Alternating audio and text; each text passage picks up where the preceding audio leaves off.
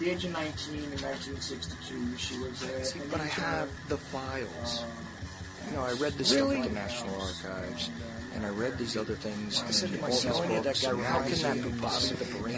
Pistols and bottle slap of choice. I don't know that stuff. The internet, professional record, and not Jesse Ventura style. It doesn't matter where the information comes from as long as it's real. It's hard to get real information. Because seriously, they don't want you to just read two together whenever I try to prove out. It's not. If you expect your government to tell you the truth, you're going to sadly disappoint another one of these things. Dear Lord, what a dirty, dirty old man. Really? Can't be serious. Is this really how you want things to be? More hooker, eruptions, eruptions, whatever. Like Dave Powers kind of. Really? Allegedly broadcast live from Tema Region 2, within the borders of the formerly united and currently occupied states of America. We bring you the Ochelli Effect. I damn sure know I'm an original. We have all these situations. I'd love to know why it takes 50 years.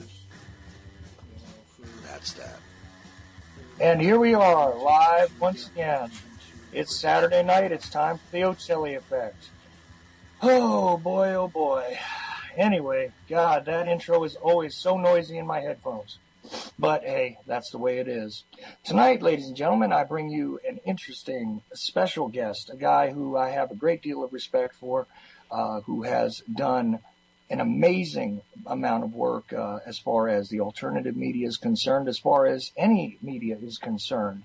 A gentleman who is the founder and main publisher on a website called CorbettReport.com. And has always, as far as I know, broadcast from an area that he describes always as the sunny climes of Japan.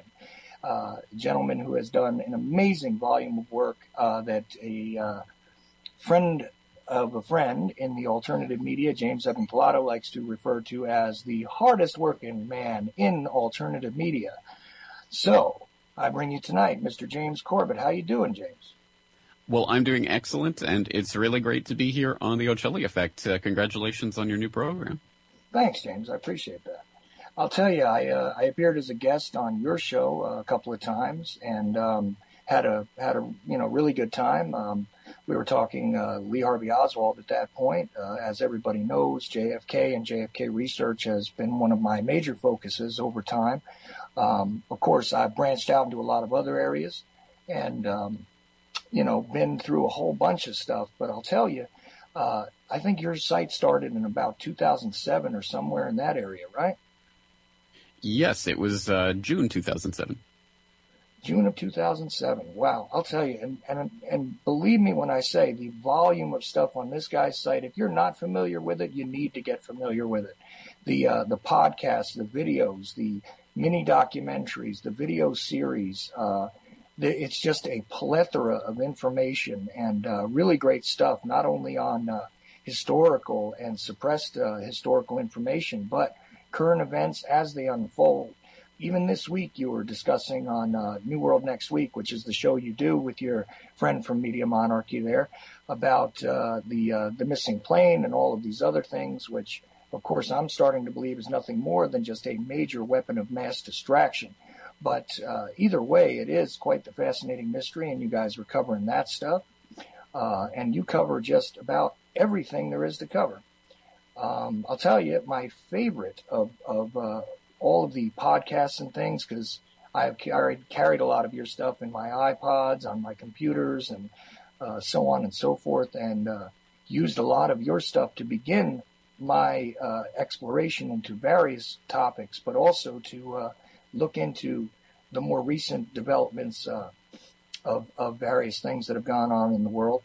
I've got to say that my favorite one was something called Patriot Mythology, which you did more than one part on, which was about these misnomers and misunderstandings of sorts in the information stream that is alternative media. And that was really a great episode where you covered one of the things that I found myself harping on for many years and seemed to not be able to get people to listen to, which was the idea about JFK and the executive order and exactly what the meaning of that was. That's right. I mean, this is an interesting thing because I'm sure anyone who's studied JFK for any length of time has come across this argument, and I believe that this originates from Crossfire by Jim Marrs. At least that's the earliest formulation of this that I've found. But for people who don't know, basically Executive Order 11110 is allegedly, according to certain theorists out there, is an order that was signed off on by JFK, a presidential executive order that supposedly was going to end the tyranny of the Federal Reserve and start issuing debt-free silver-backed money directly from the Treasury, or so that's what people were led to believe. But in fact, as I go through on that episode, with a breakdown from G. Edward Griffin, who is pretty much the authority on the Federal Reserve and wrote The Creature from Jekyll Island, probably the all-time best-selling book about the Federal Reserve and where it really came from. He goes through and breaks down how that is, in fact, not true. If you actually go read through this executive order, that in fact this is what it was doing was transferring power to the Treasury Secretary to be able to eventually stop the issue of silver-backed money that was taking place on a regular basis at the time, so that even after JFK was assassinated, there was an issue of silverback dollars that finally ended, I believe, in the mid-1960s. But yes, this was supposedly the Federal Reserve was killing JFK because of this, and it's an idea that's caught on quite a bit, and I still see it popping up pretty much every time the JFK conspiracy is raised. I still see that popping up in various online forums. So I did my part to try to draw people's attention to the fact that this was, in fact, a spurious idea. And I'm glad that yourself and others are still trying to get people to look at the truth about this, because it's one of those myths that apparently just won't die. Yeah, and spurious is an excellent term, excellent description of what that claim is. Not only was it something that continued on a little bit after JFK's assassination, but when put into its correct context, you see that based on the change in the Silver Purchase Act, that this in its proper context really was that transfer of power. But not only that, I proved in a video that I did, because people had claimed that only JFK did this and the only other guy to do this was Abraham Lincoln. I showed people that previous presidential decrees had come down before, because this was something that was a privilege of the executive branch to do so, and that these U.S. notes had actually been in print at least since the 1920s, as far back as I could track, and that was with physically producing the notes and everything else and examining which Treasury secretaries had actually signed off on this stuff prior to, and which presidents had continued the practice of doing so. So sometimes when we look at these things, it's definitely worth a deeper look and a more critical evaluation of some of these sort of startling statements that come out. But the fact is also that if one does look a bit deeper, you can find that Kennedy was involved in battling the Federal Reserve.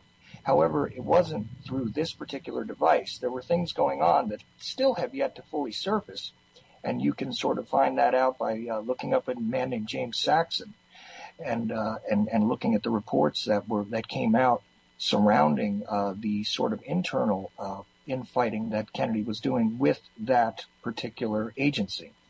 Anyway, aside from that, though, I've got to say that you have produced tons and tons of stuff, and I know you're working on a documentary about the Federal Reserve. And in general, I mean, what would you like to discuss about that tonight? Well, I mean, we can discuss any aspects of what I'm working on that you'd like. But as you mentioned, I am working on this Federal Reserve documentary, and it's somewhat funny, I suppose, for the listeners by now, regular listeners to my report, because I have now been promising this documentary for about 3 going on 4 months. And this was originally supposed to be done by the end of December. So it's definitely taking a lot longer than originally thought. But basically what this has become is a feature-length documentary. It's not going to be a short kind of podcast-like documentary that I was originally planning on. It's a feature-length documentary that goes into the history of the creation of the Federal Reserve, kind of the backstory that occurred in the late 18th and early 19th century to make this possible. And then, of course, the panic of 1907 that really set the gears in motion for the founding of the Federal Reserve after the National Monetary Commission did its work. And I think that story about the history of how the Federal Reserve came to be is extremely interesting, extremely exciting if you know what you're looking at and what the stakes involved were and what ended up transpiring because of the creation of the Federal Reserve. I mean, it's actually a really interesting story that, of course, you never get taught in school because they've somehow managed to eliminate any sort of knowledge or education about the monetary system or how money is created. These very basic questions that everyone has these questions. Everyone wants to know about these things, but they've somehow eliminated this from the education system. So I think it's definitely worth people's time to take the time to find out about this history. And I really do think it's exciting and interesting. So to the extent that I'm able to convey that in this documentary, that will be to my credit. To the extent that I'm not, it will simply just be my own failing, not the lack of interest in the subject itself. But it's going to be divided into three parts, with the first part being that history of the creation of the Federal Reserve, the second part being how the Federal Reserve functions, how it creates money, and what the system is about. And then the third part will be basically solutions. If and when we are able to get ourselves off of the Federal Reserve System, what can we replace it with? And of course, there are lots of competing ideas for that. And I'm not going to offer just one idea that I think is the total solution. I'm going to put a lot of different ideas out there and let viewers come to their own conclusions. But that's basically the structure that I'll be following. So hopefully in the next week or two, that documentary is going to be available to the public, and it'll, of course, like all my other work, be freely available on my website at corbettreport.com. Right, and I've got to say that, one of the most profound sort of illustrations of how the Federal Reserve functioned, and I'm sure you saw it as well, was in the Zeitgeist series, where they had pretty much broken it down and explained, money creation and the extremely important idea that this is probably one of the most misunderstood and yet completely based on faith sort of practices and mechanisms that, it has a profound effect, again, sorry to use that word again, but a profound effect on the lives and the overall function of the entire planet. And yet it is still completely misunderstood by probably, 90% of the population, I would say. Not only that, but I think even in the alternative media, there isn't a very good grasp of the Federal Reserve and how it actually works. I mean, I think there's some general ideas about the Federal Reserve that float around out there, but I don't think people have a really firm footing on what it is or how it functions. And I think, again, probably the most important thing that people need to understand is that the Federal Reserve isn't a bank per se. It's a system that has been instituted that is overseen by a board of governors. And then there's the Federal Open Market Committee. And then there are the reserve banks, the regional reserve banks. And it's important to know that the real power lies in the reserve banks and who, more importantly, is sitting on the boards of those reserve banks. And specifically, the Federal Reserve Bank of New York is really the crown jewel of the system, so that the other parts of that system can be more or less distractionary towards the real issue and where the real power lies. And again, it's not necessarily that the money comes from the Federal Reserve itself. It's not like banks are making money from the Federal Reserve directly. It's just the power that it comes with the issuance of the money. And of course, the creation of money out of nothing, that is the real key to the system. So hopefully I can put that in a way that people will understand, although it's exceptionally complex. So it's very difficult to break it down into very easy to understand parts. But hopefully I can go some way of the way towards doing that. Well, right. And that's why I kind of gave a tip of the hat to the Zeitgeist movie, because at the very least it was a very brief and fairly accurate depiction of the system by which this stuff is created, fractional reserve banking, and the methodology behind it was illustrated pretty well in that movie. And I thought that was an interesting tool for being able to at least introduce to people the idea of the amount of power that is actually invested in this system that is really not understood in general.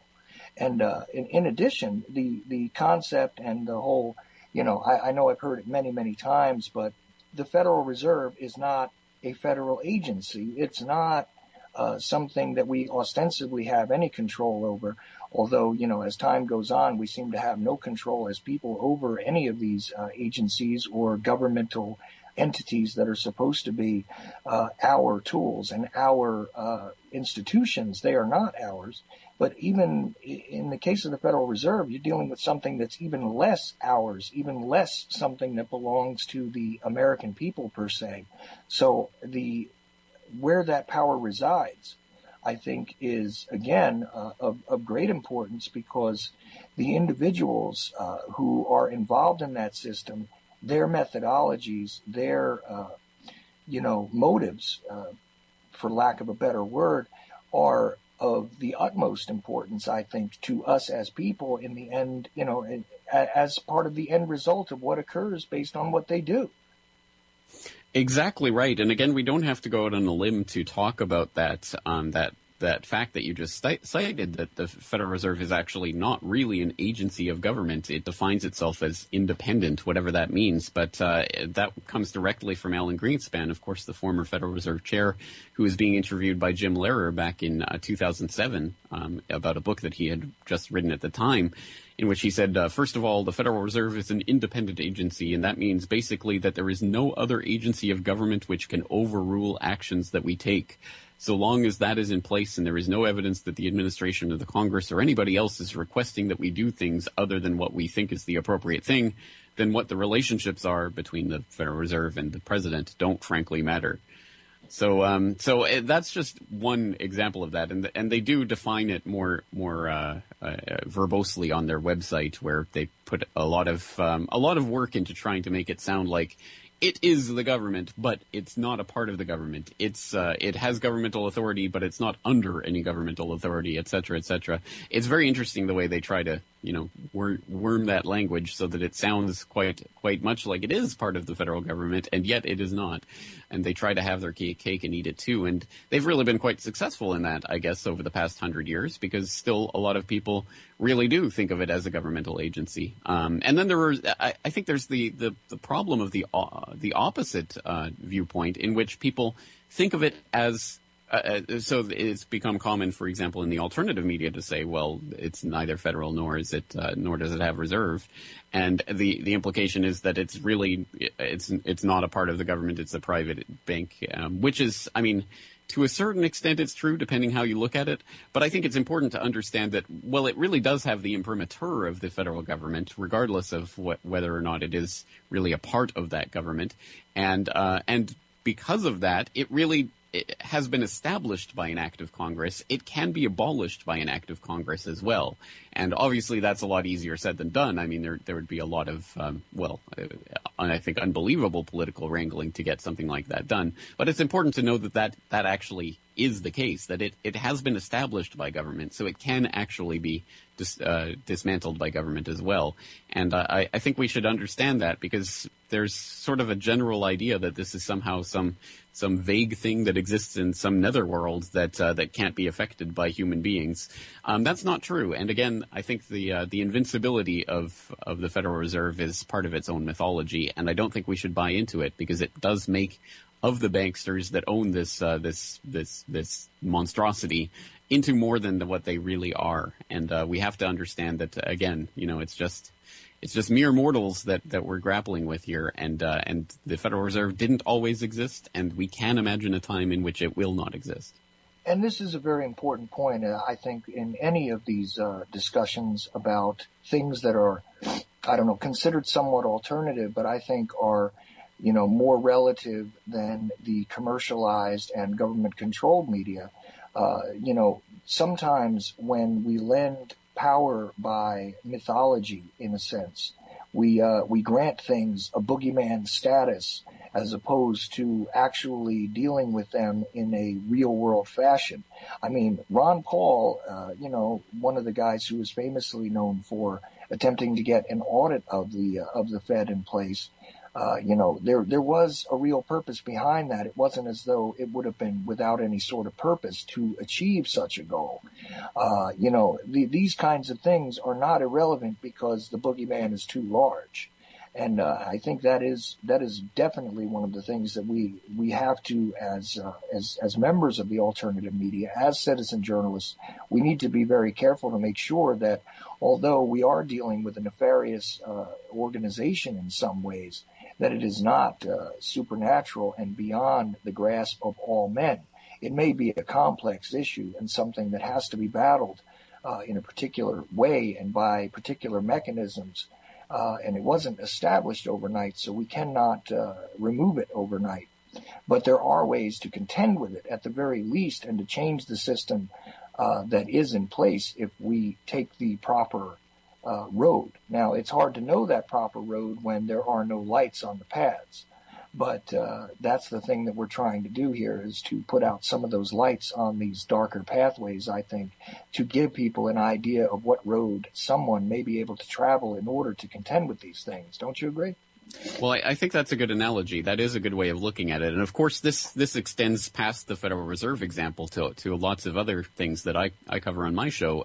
I think it's the same thing. Again, this is not some, is immortal, beings from another planet that are doing this. It's just human beings that are conspiring to do this. And yes, they do have an incredible amount of power and are able to pull off things like the assassination of the president in broad daylight and get away with it. And so, I mean, we have to be realistic about what we're facing, but at the same time, we have to understand that these people do make mistakes, they do slip up, and they are vulnerable in various ways. So I think it is important to understand that. And yes, I mean, I think the analogy of kind of blazing new paths is a good one because, again, I think what that relies on is the idea that we have a map of reality presented to us through our, for example, public school indoctrination, through the media that we consume, through all of the authorities that issue their decrees. We've been handed this map of reality that roughly corresponds to the path that has been well trodden by many generations now of the established system. But and that's basically what keeps us on that path, is because, well, we have this map of the terrain. We understand what things look like when we just go along to get along and act within the established colored boundaries of the system. But once we step outside of those boundaries, well, it's a very scary world. We don't know exactly where we are. We don't know exactly where we're going. We don't know the best way to get there. We're probably going to make mistakes along the way. It's not going to be easy. So that's the fundamental psychology of why most people, through most of their lives, will never question this type of thing. And I'm sure you've encountered that quite a bit through your own research of JFK, that there are a lot of people who just don't want to look at the facts, that probably deep down do have their own suspicions about it, but in the end of the day, they don't want to trouble their own lives to really put their minds where their mouths are and actually start looking into this for themselves. So it's definitely an uphill battle for people who do want to blaze that trail.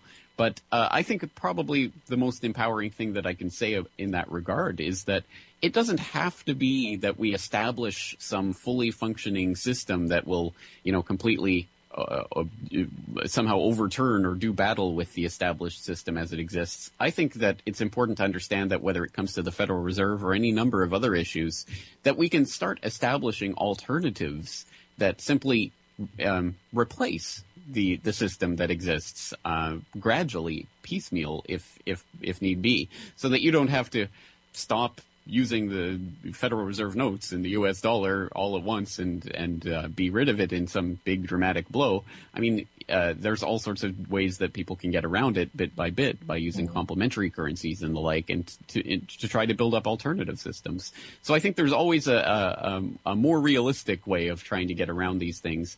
And it's not an easy path. It's not going to be a straightforward line. It's not going to always be comfortable. But I think that if we don't do this now, I mean, it's certainly not going to get any easier in the future.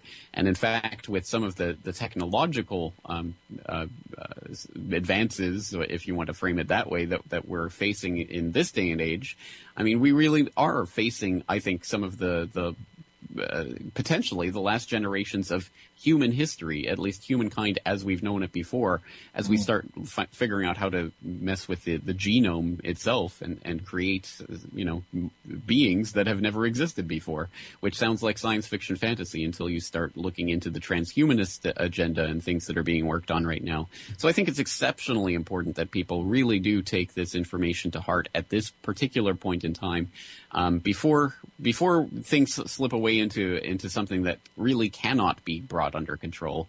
And we are facing that within the next few generations as people get more and more enmeshed in this matrix that's being created. So again, there's a lot to say there, but I think you're right. I think the map analogy is a good one, and I think what we need to do is to start charting that terrain for ourselves rather than waiting for some governmental authority or what have you to come and tell us, what the terrain looks like. Well, this is absolutely, I can't argue with a single thing that you just said, I got to tell you. And the fact to me that I recently had a discussion with another radio host, and it was off the air, but we were discussing, exactly how large the problem has become for those of us who are starting to understand that there is a problem. And, the reality was, well, what is it that can be done now that this matrix, this overlapping, and I don't mean just the technological matrix, but I mean the entire matrix, the psychosocial constructs that have been laid over us by traditional social means, by digital means, by financial means, all of these things which have been constructed over time and overlapped and interlocked. They are a large and tremendously formidable construct, intermingled with one another, all of them. And the fact to me is that if we begin on the bottom in a way and begin to disconnect by alternative means, like, in other words, if you begin to obtain your food, just for example, if you begin to obtain your food on a local level, and you begin to, sort of fund the farmers directly, and you take the larger grocery centers out of the equation a bit, that begins to change the way things will be done. If you take that and begin to, say, barter with your neighbors more, as opposed to utilizing the banks, and you take the banks out of the equation, it changes the landscape. And if you begin this ripple effect from that small center, and there are many, many, many millions of ripple effects, you begin to sort of decouple the lower end of things from that larger construct, I think, in a wider sense. And this is one strategic way that this can begin to happen. So not just sitting there and saying, here's this big, huge, overlapping, overarching thing that is just, enclosed the entire planet. There's nothing that can be done about it because we don't have another planet to go to.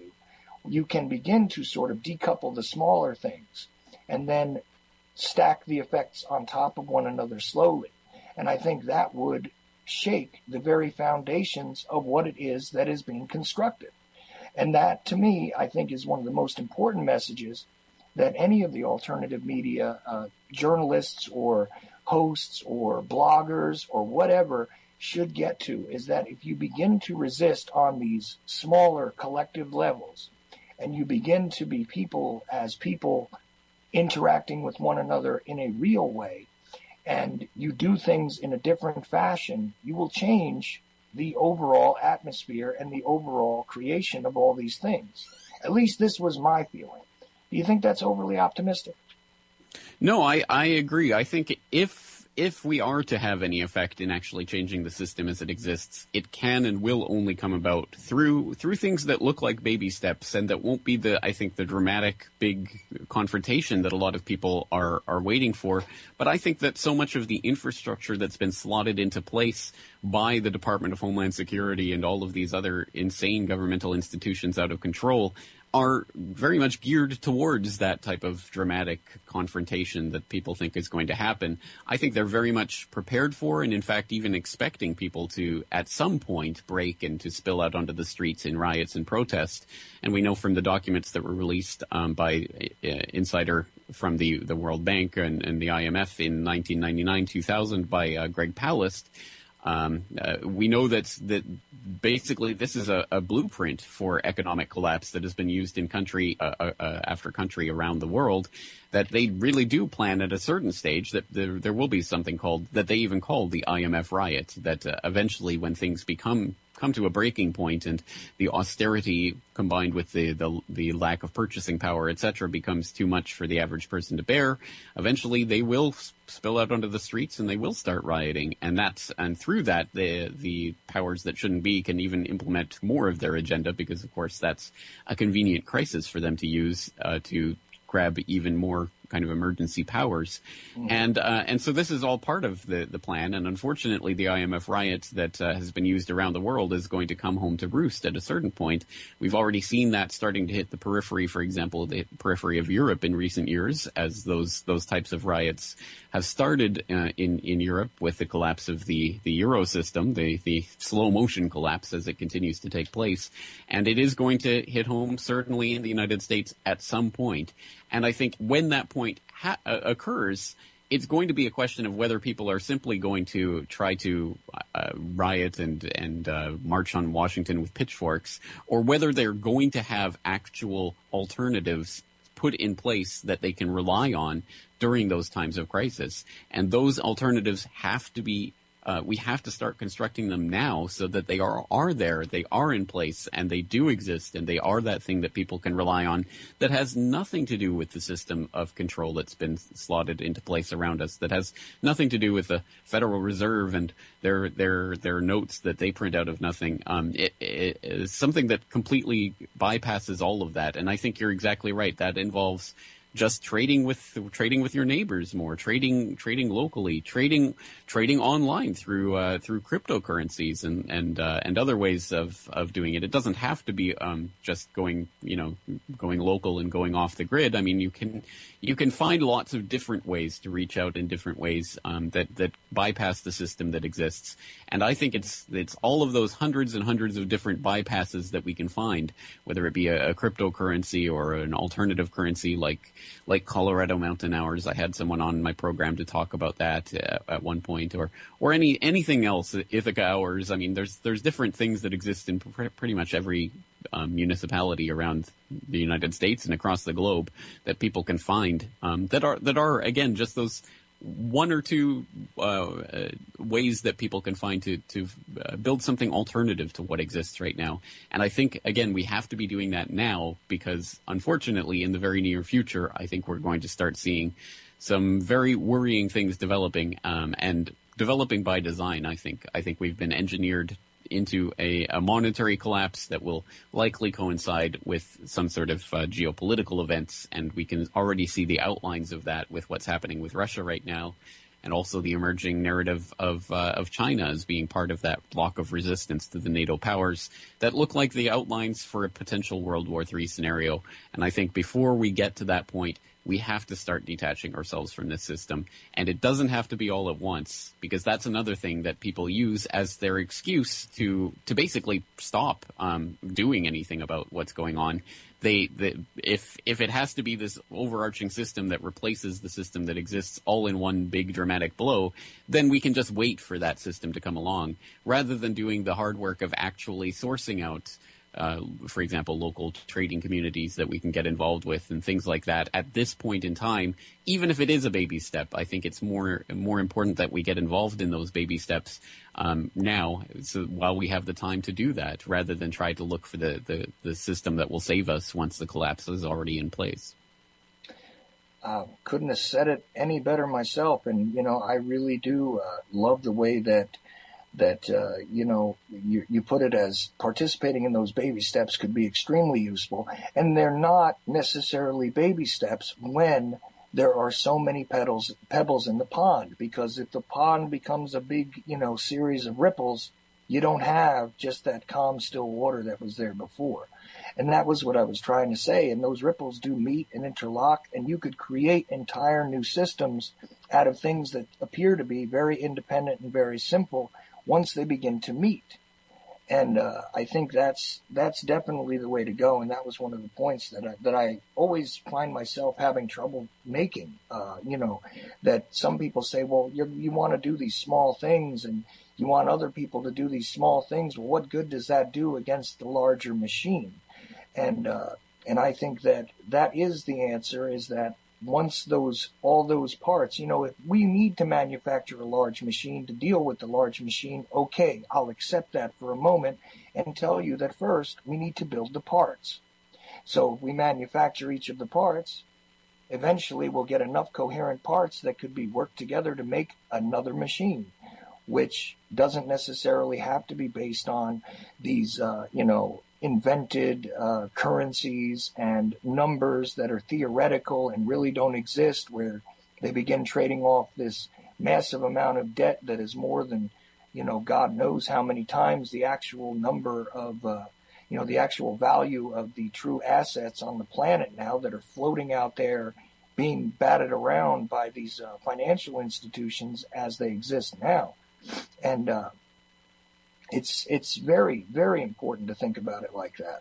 So I'm very glad that you had that to say. I'll tell you. Well, let me interject there, because I think it's important also, philosophically speaking, that we don't fall into the dialectic trap, by which I mean that what we're facing is this overarching system of control that I'm sure many of your listeners are familiar with in its various parts and functions. I mean, for example, the Federal Reserve and its control over the monetary supply, and the Department of Homeland Security and the National Security Agency, and all of this national security state apparatus that's been put into place to monitor and control and work against the citizenry itself, rather than the supposed threats from outside, which have always been used to justify its existence.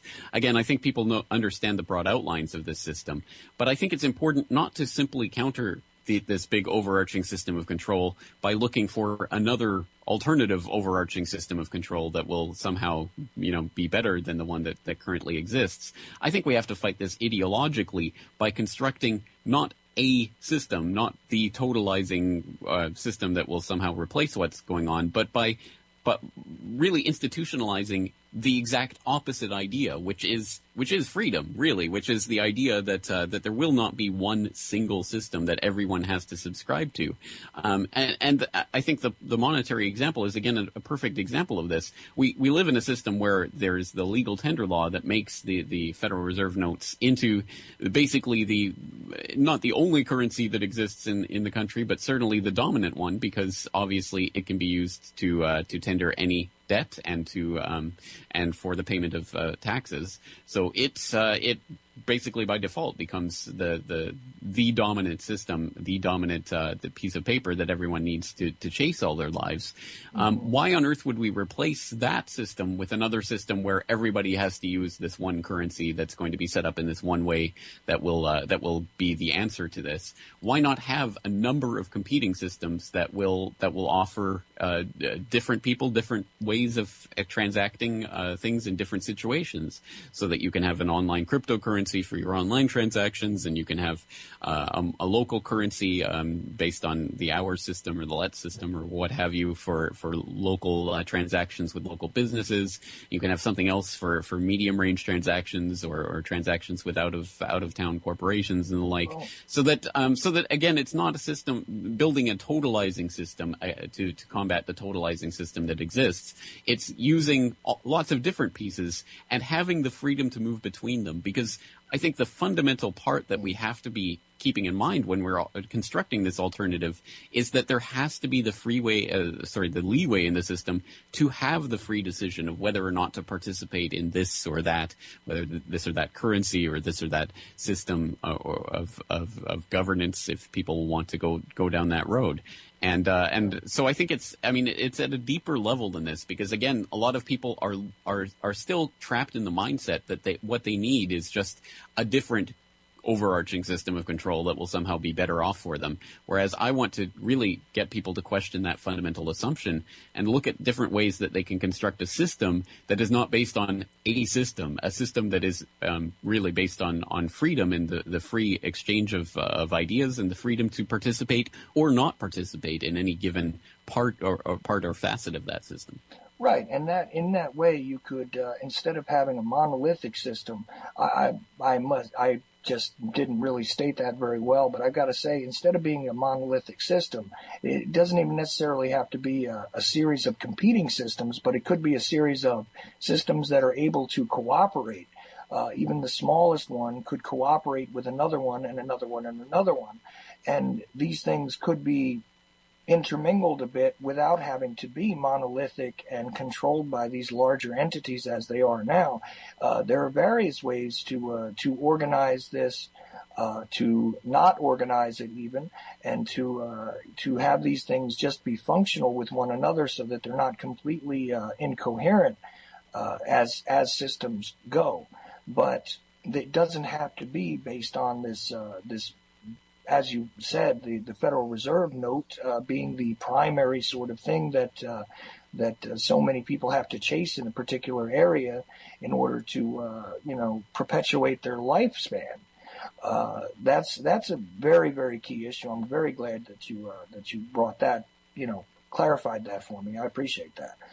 I've got to say that you cover a great deal of things, a great many things on your site. And like I said, not only just news and historical events, but just simple philosophical discussions and more complex philosophical discussions, where you have aired the sides of many coins, I would say, in a way. You know what I mean? And I have always appreciated your work for that reason. Like when you were discussing the alternatives to the monetary system and you started talking about, instead of the debt-based currency, the credit-based currencies that were a possibility, and the ideas that silver and gold, although they are, among the many solutions that could be had for exchange, they are not the end-all and be-all of solutions. There are many, many different ways to approach this issue. And I really have always appreciated the way that you've done that. Well, let me just say thank you for that, because it really does seem an uphill battle at times, trying to combat that mentality that a lot of people have, that they're really all just looking for the next kind of savior, whether that savior be, gold and silver, or whether that savior be a political candidate or what have you. I think I'm always trying to fight back against that tendency, to try to show people that there are lots of different ways of looking at this or that issue. There are lots of different things to consider. And for example, with that example that you just cited there, I know there's a lot of gold bugs out there that will tell you, well, gold is the only way to organize an economic system. And I think it's just a lot of people just don't have the capacity for nuance in their thinking and separating out different uses for different things in different contexts and different times that give rise to different variable ways that things can be developed. So that, for example, with gold and silver, they are great stores of value and historically have been, but to base an entire economy on the vagaries of what you can mine out of the ground seems to me insane in a lot of ways, and doesn't really reflect the reality of a population that can go up and down, and not necessarily in proportion to the amount of gold and silver that are being mined out of the ground. And so I think we have to think about things in a more nuanced way. And so that's what I'm always attempting to do. So feedback like that really does encourage me. Well, the problem is that individuals always have what is literally prejudice, and it is to prejudge. You have sort of preconceived notions about things which are based on various bits of input that you've received over the years as an individual. And sometimes I also have to struggle with getting over those things and saying to them, listen, I understand that you have this belief that this is this. Okay, that's all there is to it for you. But if you can sort of step back from that for a moment and imagine that that's not necessarily the singular one answer. you may find that there are other answers that will work just as well. And that is always a difficult thing when you're trying to convince someone to simply give the information that you've taken the time to cultivate for them. Even it's sort of mental day in court for them. You know what I mean? And that is a troublesome thing sometimes, and is part of the major struggle when it comes to sort of disseminating information, which is not necessarily part of that, collective understanding, part of the acceptable zeitgeist, if you will, that is often propagated by many of the major media outlets. And this is really what it all comes down to, in my mind, is getting people to step away from their preconceived notions. And sometimes people are prepared to do so, and sometimes you have to give them a little help, and there's even situations where you cannot help them. And I've got to say that there was one individual, and I can't remember who it was, but very early on when I was starting to explore utilizing, the internet, the web, to try and disseminate information for people, I ran into someone who said, there's a lot of people that are in search of a savior. And this had to do not with necessarily religious connotations, but just with information in general. They're in search of a savior. They're in search of a singular voice. They're in search of sort of the, big daddy figure to give them all the information. And sometimes you need to explain to them that their actual saviors, their real world saviors for themselves, if they're going to insist on having one, is much easier to find if they look in a mirror and they utilize themselves to become their own saviors. And, well, that's always been a key and integral part of my message, and something that I've always tried to stress in all of the work that I do, because I to the extent that people look at me as just a replacement for the authority figures that have lied to them all their lives, I think that's a sign of failure on my part, because what I'm attempting to do is to get people to realize that the system of authority figures telling people what to think, believe, and how to act, etc., is itself the problem. It's not that you need a better authority figure. It's that relying on those authority figures is the problem, because that obfuscates and basically disconnects people from the hard work. It certainly is hard work, but the necessary work of thinking for themselves. So I hope to present evidence and about whatever topic it is that I'm presenting on, and obviously I try to cite my sources and back it up with information that people can go and verify for themselves. But it's always been an integral part of the mission of the Corbett Report that people do verify it for themselves, because again, otherwise people are just taking my word for it. So unfortunately, as a media producer, I do get a lot of feedback that does involve people saying, for example, I always get people asking me, what do you think about this particular research, or what do you think about this particular news source? And it always strikes me as a failure on my part when I get that type of feedback, because again, if you can't make that decision for yourself, or you don't want to make that decision for yourself, then what really have you gained from this media that you're listening to? It's designed to be as thought provoking, and hopefully to provoke people into actually searching for information themselves. So to the extent that happens, I think that what I'm doing is a success, and to the extent that people come to basically expect some other talking head on the screen. I mean, people don't know me. They only know the work that I produce. If they're looking to me to try to solve their problems for them, then I would say that what I've done is a failure. And in that context, I got to say also that your presentation, I think it was in France not long ago, on open source media, is a good place to look to understand what the methodology is that you have utilized anyway to gather this information and to understand what the concept is and why it's so important that open source media is constructed much in the way. I'm not saying that you're the only guy who does this well, but you are a prime example of it. And I was really taken aback, actually, by that presentation you did there as well. So, well, thank you very much for that. I appreciate that. For people who are interested, it's called Open Source Journalism, and it's there on my website. I mean, it's good to hear that it was an effective presentation, because in some ways that's basically the presentation I've been preparing for since the website began, because it was something that I specifically wanted from the very moment of the inception of the website. It was extremely important to me that there would be a list of documentation citing all of the sources for everything that I was talking about in every podcast, interview, what have you. It was always integral to me that I cite the sources and have it there, right there, ready to click on.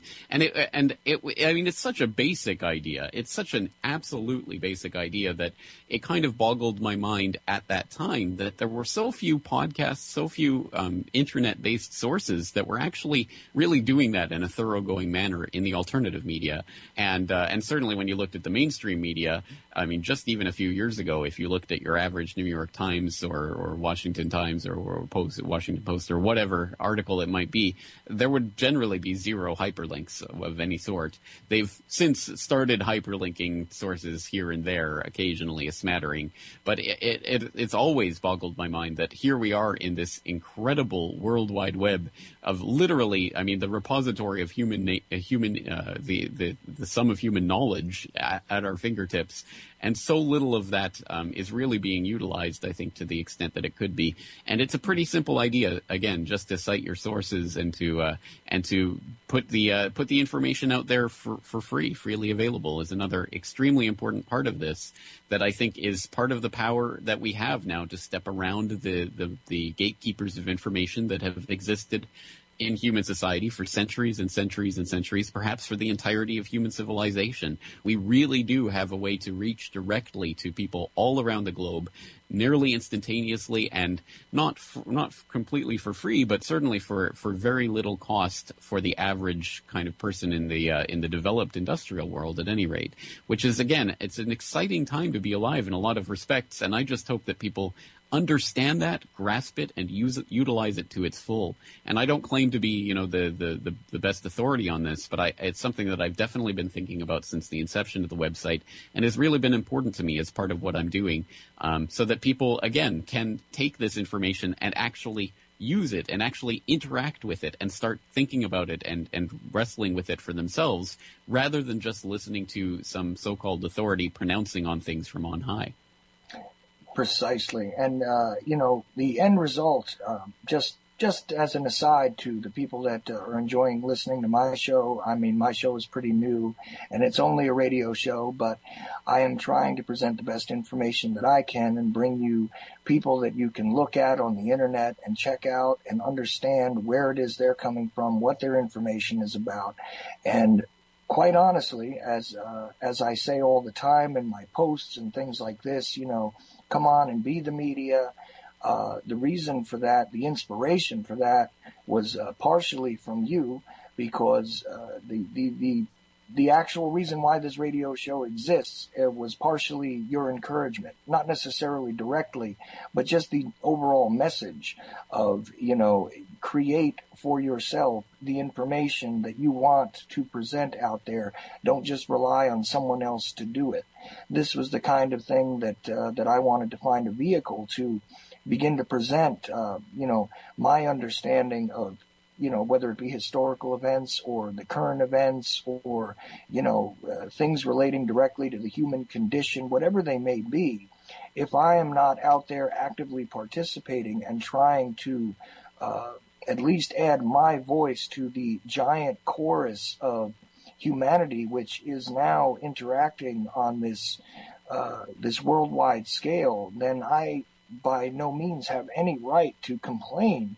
This is a personal thing for me, but I have no right to complain about the fact that my viewpoint is not represented if I am not attempting to represent it.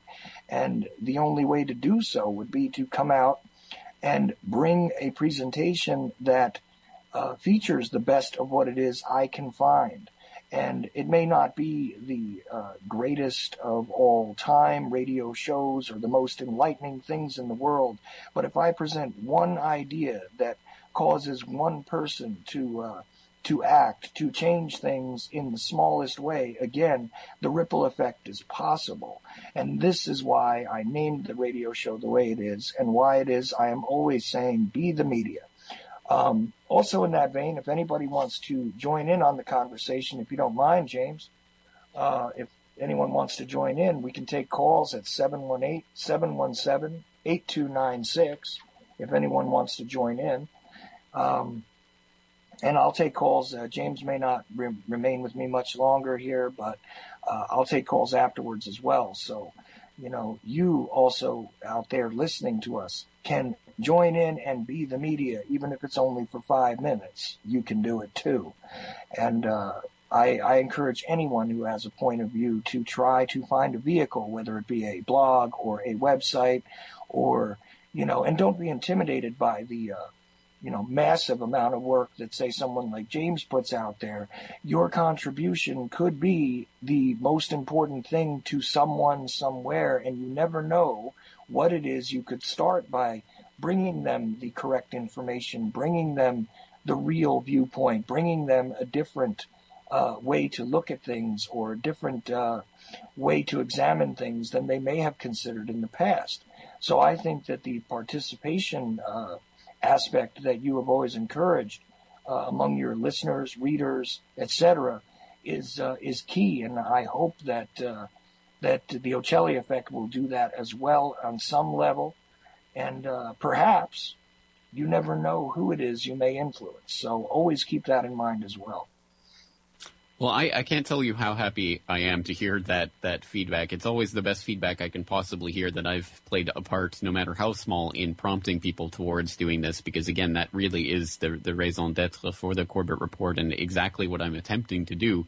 So I do appreciate that. And I also want to stress that it's not necessarily that I think everyone needs to start a blog or start a podcast or what have you. I think it can be just even tiny things like the conversations that you have with people in your daily life. It can be emails that you send to your friends or family or what have you, can be part of that ripple effect as well. It's simply making this information a part of your life and a part of who you are and a part of how you interact with the world is, I think, the fundamental part of this.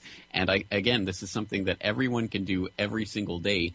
In simply the choices of what you choose to spend your time on, what you choose to spend your money on, what you choose to spend your time interacting with or talking about or focusing on, really can make that change in society in the bigger scheme of things. And once people start to realize that, once they really internalize that the power ultimately does really lie with the people, then we can actually start to use that power, I think, for changing this world for the better. Well, I got to tell you one other thing too, James. I have been dying to ask you about something for a while now. I believe it was the third anniversary now of the Fukushima event occurred. And the fact that we were quite enthralled on not only the mainstream level, but in the alternative media with this Malaysian Air situation at that time, and the fact that there wasn't very much focus, to my knowledge anyway, on that situation, and the fact that you are there in Japan. I mean, I would find it extremely valuable to know what your viewpoint is on that situation in general, or the current state of affairs, or anything regarding this. Well, you are right. We just did pass the three-year anniversary of the tsunami that triggered the Fukushima event on March 11th, 2011. So we did just see that marker come and go. And unlike the first and second anniversaries, there was a lot less coverage, even in the alternative media, of this one. I think, as you say, there's just other things that have distracted a lot of people. Unfortunately, things do not seem to be getting any better from the perspective or the viewpoint of for the people here in Japan fighting against the restarts of the nuclear reactors. For people who don't know, basically over the past 3 years, the entirety of the nuclear reactors in Japan, all 51 of them, 52 of them, have been shut down for maintenance of one sort or another and not turned back on on as Japan kind of figures out a new regulatory regime and safety inspection standards and et cetera, that will need to be in place before they restart these reactors. So Japan is at the moment nuclear free in terms of nuclear energy.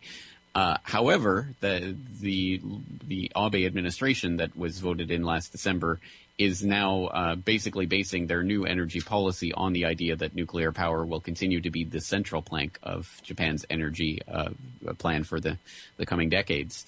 A 180-degree turn from the last administration, by the way, which had proposed the idea of being nuclear-free in Japan by 2050, which was an ambitious idea, but certainly it was good to see a government panel actually recommending that, and the government tentatively accepting that until the administration was voted out. So that fight still continues, and unfortunately, I think there's a sense of perhaps political futility setting in here amongst some of the anti-nuclear campaigners, whereas we saw literally tens of thousands, hundreds of thousands, depending on who you want to believe for the number counts, turning out in the streets of Tokyo last summer and the summer before to protest the government and its actions or lack thereof on the Fukushima situation in particular and the nuclear situation in general.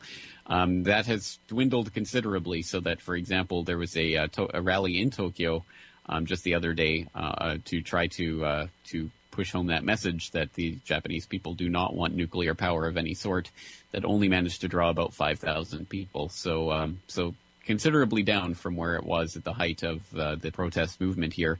And perhaps that's a sign that a lot of people just don't expect that the Abe government is going to be responsive to these types of protests.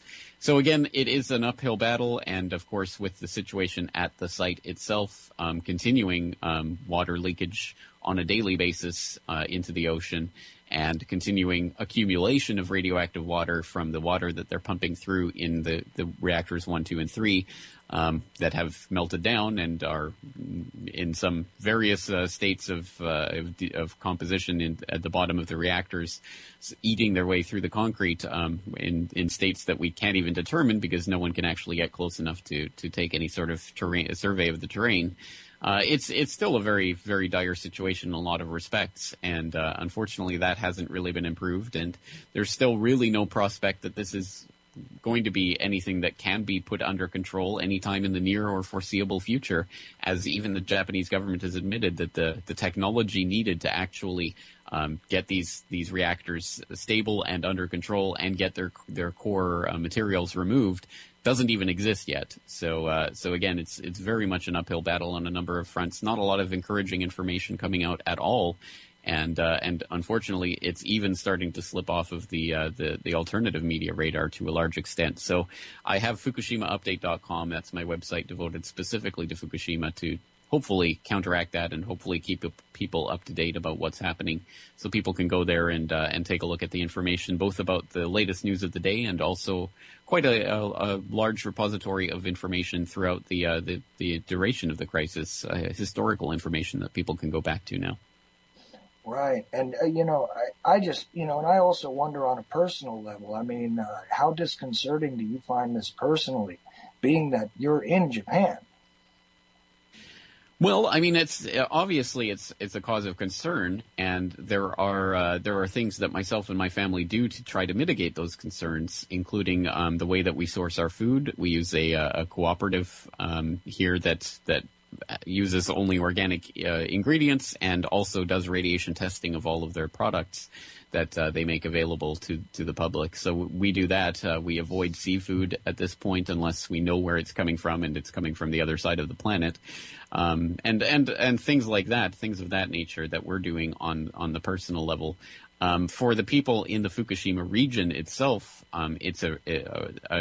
the disaster is just almost unthinkable. There are still refugees from that crisis who are still living in gymnasiums, sleeping on floors, that have no realistic prospect of returning to their homes anytime in the foreseeable future, and no desire to do so even if that opportunity did present itself. There are still tens of thousands, if not hundreds of thousands of people whose lives have been irrevocably changed by this. So I think there has to be those people have to be kept in mind first and foremost in this disaster. And unfortunately, the Tokyo Electric Power Company that owns and operates the Fukushima plant and the Japanese government aren't really making it any easier on any of these people. And even though lots of different things, money, etc., have been promised to these people, it has been a constant fight to even attempt to get those things that have already been promised. So again, I think a lot more attention needs to be paid to that, specifically in the Fukushima region and the people who have been directly affected most obviously by this accident.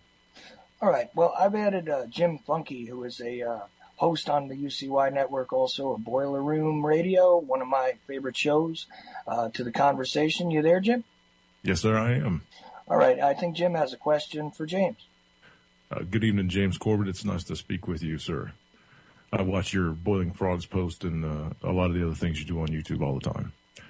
I have one question for you. The videos that came out from TEPCO that showed the inside of the reactor, well, when they were going to start transferring the fuel rods, and you saw all this brand new equipment and all this bright green paint.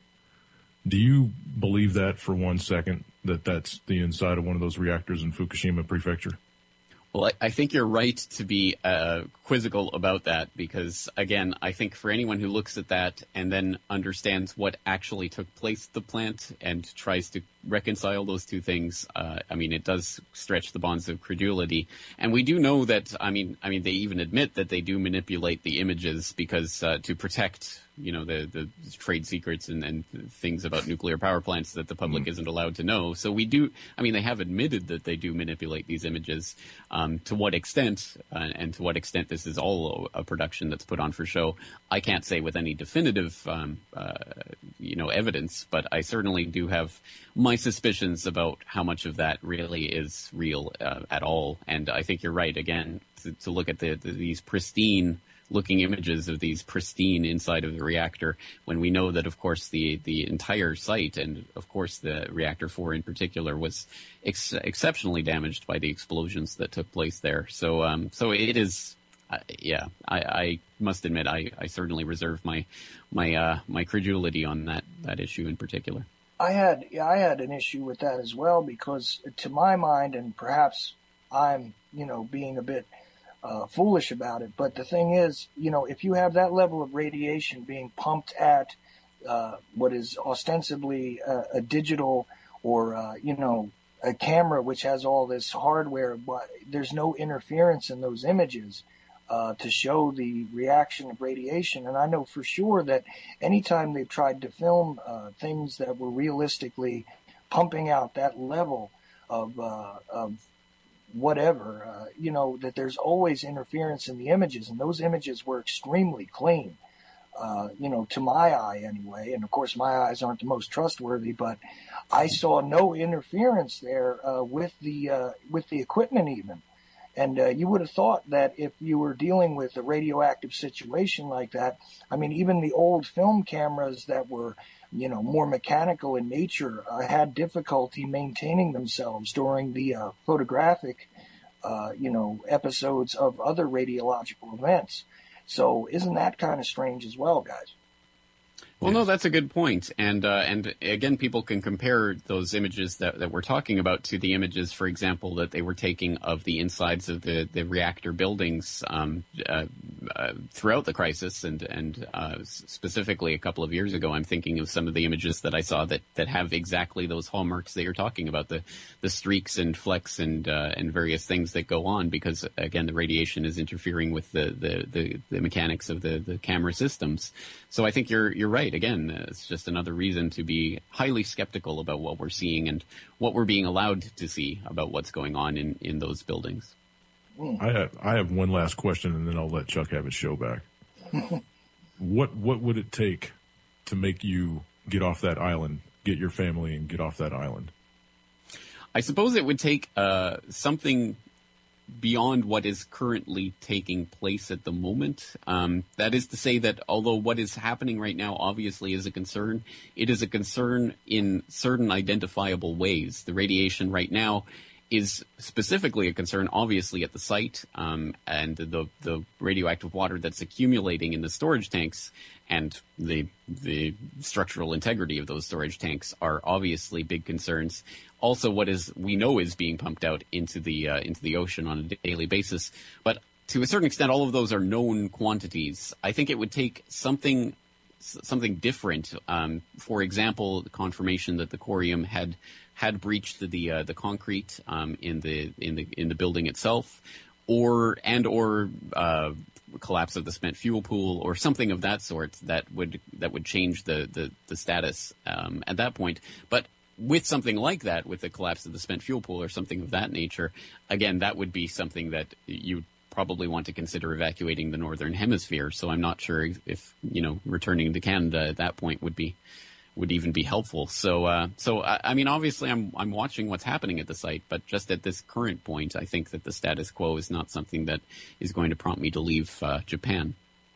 And you've got to be watching it closely because of your proximity, for sure. I mean, as we discussed at one point, I mean, you do have a family also. It's not just yourself. And but like you said, I mean, certain disastrous situations that would occur, it would be almost futile to attempt to flee if certain things went on, huh? Yes. Again, it depends how it happens. It depends what's happening. Again, radiation isn't a magic thing that magically teleports. I mean, it goes in certain. It transports through various mechanisms that again can be identified and can be measured. And so, I mean, things like I'm always telling people to go to something like safecast.org, which again is a network of independently run Geiger counters and radiation monitors that are throughout Japan and in fact throughout the world, that are being again independently maintained and correlated in real time to give radiation hotspot measurements and basically show people what the radiation readings are in various places. You can go there and take a look at any given time, not only in Japan but in the United States. And it's interesting to me because there are areas of the United States that certainly have higher levels of radioactivity readings right now than the area of Japan where I'm in. And people tend to think, oh, Japan is just a tiny little island. But basically, on the bigger scheme of things, again, it's actually bigger than you might expect. And every time there's a earthquake in Hokkaido, for example, I'll get phone calls from concerned family and friends back in Canada that don't understand just how big Japan is. And no, we didn't feel that at all. So again, we have to understand that there are things going on that are beyond this. And it also worries me that people are concentrating on Fukushima to the exclusion of things that are happening in their own backyard, so that some of the very serious nuclear concerns that are taking place, for example, in the United States, get overlooked and blamed on Fukushima as kind of I think, a way that the nuclear industry in the United States can help obfuscate some of the sins that are going on in that industry in America's own backyard. And some of the, I think, more direct threats to a lot of people in the United States comes from local sources rather than what's happening in Fukushima. So I think there's a sort of meta level on which we have to be concerned about not just what's happening in this one locality, but the issue in general, which again, it should be noted that the exact type of reactor that was used in Fukushima, the GE Mark I, is something that's actually quite common in the United States. I believe there are over 20, I think it's 21 or 22 of those reactors in the United States currently operating today, privy to the exact same types of problems that could that affected the Fukushima plant. Right, and that is a good point. Also, that the relative distance that Fukushima has from us. And it being utilized sort of as an excuse to exclude the idea that local sources of radioactivity could be raising levels here is really something that I do think is often not really looked at by a lot of us, both in the mainstream and the alternative media. We don't generally focus on a lot of this stuff because we are very much distracted by the idea that Fukushima is kind of bleeding out to the entire world, which it is, but it is not. So is Hanford. Yeah, exactly. And so is Hanford, and so is, the problems that are all up and down the East Coast, in fact, of the United States. I just moved from an area where there were, constantly test alarms, and, one of those areas where they actually handed us the pills and everything else, you know what I mean? And, sometimes I think that it is kind of a point of distraction for some people to not look at their own in their own backyards, as you say. So I think that's a very important thing to bring up, and that people should be more aware of what's close to home as well. And just as one specific example of that phenomenon, I was tracking a story in my home and native land of Canada back a couple of years ago when the Toronto Star revealed that there was actually a GE Hitachi uranium pellet plant that processed uranium in the suburbs of Toronto, that there were residents of the community that had no idea what the plant was. They just saw it every day. They had no idea that it was doing this type of work, or the types of risks that a plant like that posed in terms of radiation exposure. And this was revealed a couple of years ago by a report. Oh yeah, that plant that's been there for decades and decades. Yeah, it's processing uranium pellets for GE Hitachi. And this caused a lot of furor, and a lot of people were suddenly concerned about the issue. And the Canadian Nuclear Safety Commission eventually did release a report taking a look at the safety precautions that go on there and deeming it to be a safe working environment or what have you. But again, it's just another example of that phenomenon that people tend to think of this nuclear threat as something that, oh, well, it's at Fukushima, it's there, and anything that happens there radiologically must be from Fukushima, whereas they literally don't know what's happening in their own backyard. So that's, it's something that we have to be thinking about, I think, more broadly. And obviously for people here in Japan, there's 50 other nuclear power plants to worry about now that are gradually going to start coming online if the Japanese government has its way. So I think this is what the real fight is at this point, and something that we all have to be concerned about. It's also worthwhile to remember that we are still contending, with the background radiation being raised in the hemisphere by the Chernobyl accident. That is still a factor, though quite widely forgotten by many, I would say. And, all of these things, in fact, and the entire nuclear landscape is something that needs to be better understood. So right. And don't forget decades of open-air nuclear testing that also left an identifiable, and to this day identifiable, trace of radioactive elements in the ocean, for example. So now, for example, when they're looking for the trace of the Fukushima signature, they have to extract the trace of the open-air testing that contributed to some of the radiological elements that are identifiable in the ocean. So again, people's understanding of this probably isn't where it should be, and that might be rife topic for a future report of mine. What about all the depleted uranium laying on the sand over in Iraq? Yes, absolutely. Another terrible situation that's led to literally the worst incidents of birth defects in certain areas, including Fallujah and other places that have ever been detected and ever identified. And they want you to believe that is coincidental, but of course I think we probably do know better than that. But yes, I have one question out of the room for you, James. Oh, yeah, James. Jim is looking at the chat room, so he has a question from the chat room for you. Okay, but I think we'll have to make this the last one before I go. But no problem. Yes. Okay. This is from one of our other hosts, Michael, from Primer Time Radio. He asks if Stuxnet was on the Siemens control units at Fukushima. Do you know anything about that? I don't know that specifically. I can't say that was the case. I have heard that alluded to. I have no confirmation of that. If anyone has any specific evidence of that, I'm certainly interested to hear about it, because obviously that would be a huge piece of the puzzle. Yes. But I don't have any specific evidence of that. That's not to say it's not out there. I just don't know of it. I appreciate the opportunity to talk to you, sir, and take care of yourself and your family. Well, thank you very much. I do appreciate it. Have a good evening. All right. Thanks a lot, Jim. Yep. So, James, I realize that you want to get to wrapping up here. And I think we've covered a pretty wide span of interesting information and given people a really good feel of the type of reporting that you do and what it is you're all about in general, as far as, your methodology, your philosophical approach to the information that it is that you're putting out. And I've also, alluded to some of those things specifically tonight, but there is a plethora of stuff at your website, your main website, which is CorbettReport.com, one word, right? And also you had the Fukushima site there. What was that again? FukushimaUpdate.com. But again, people can just go to CorbettReport.com, and the links are there to all of my other various tentacles at the International Forecaster, at Boiling Frogs Post, Global Research, my collaboration with Media Monarchy on New World Next Week. There's a lot of different things that I have. So CorbettReport.com is the one-stop shop that people should go to, and they can find links to everything else from there. And you can even find a couple of appearances by me on there, just discussing the Lee Harvey Oswald topic on James's Corbett Report Radio. I think the first one was in 2011, something like that.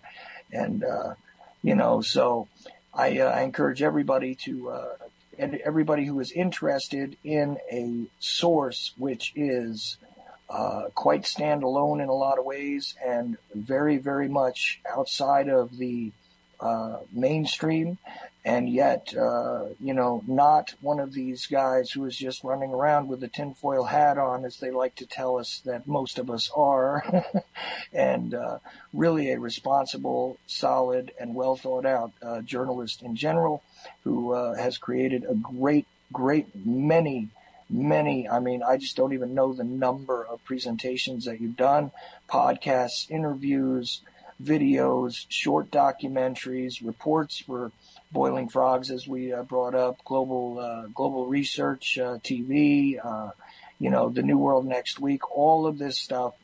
Like he said, you can find it all at CorbettReport.com. So is there anything else you'd like to add, James, tonight? I think that's it for me for tonight, but I just want to thank you for having me on, and once again, congratulations on the new program. I'm very much looking forward to hearing what you produce. All right. And I appreciate your time, James. Thank you so much for coming on with me tonight. All right. Take care. Take care.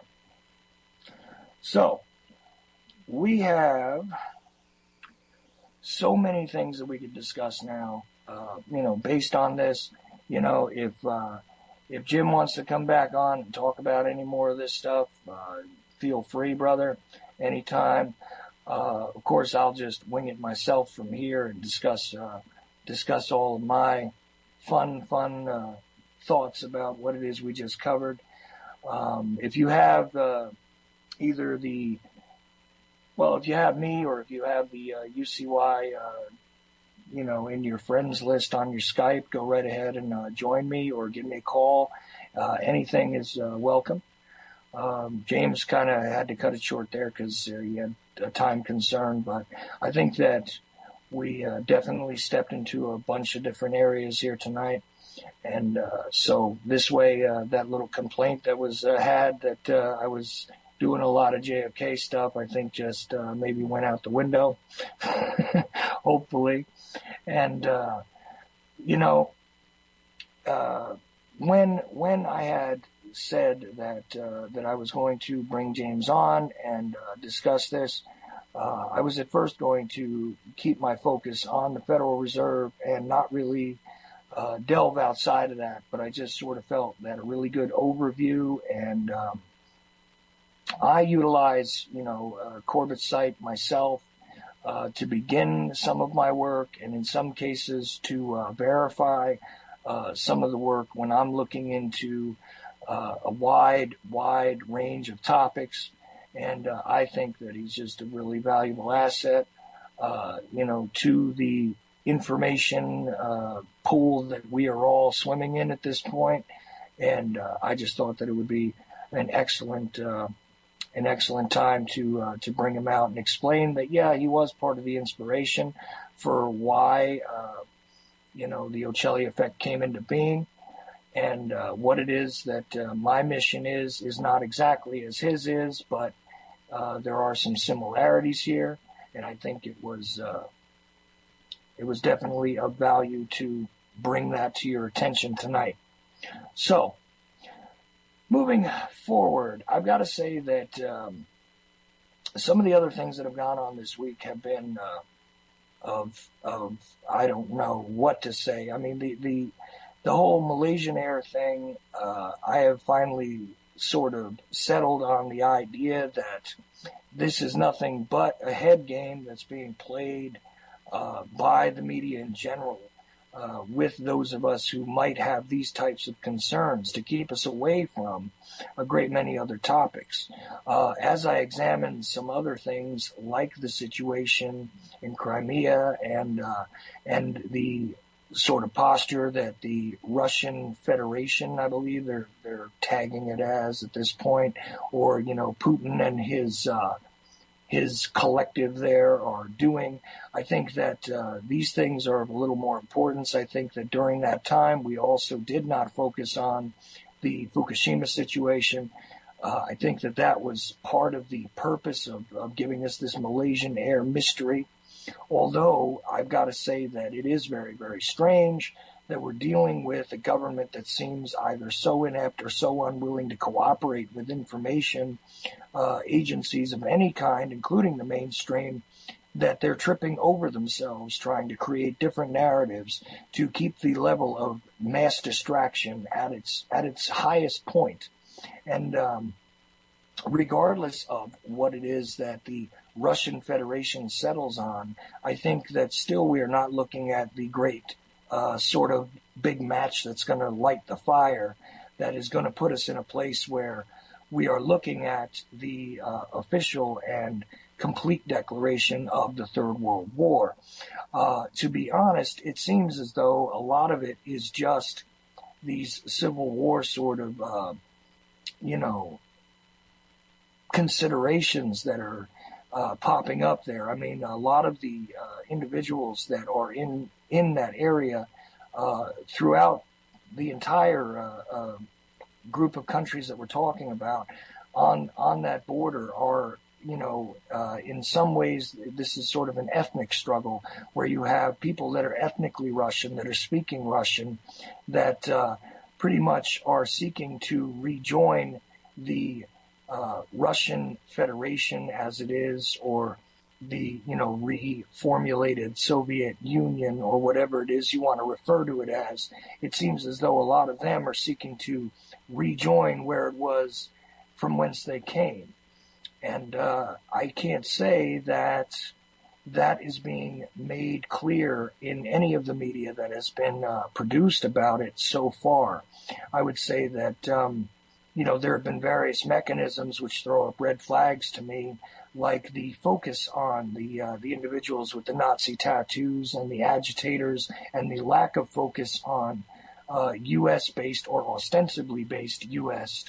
Assets, possibly in a provocateur role, in an agitator role, which has caused a lot of rather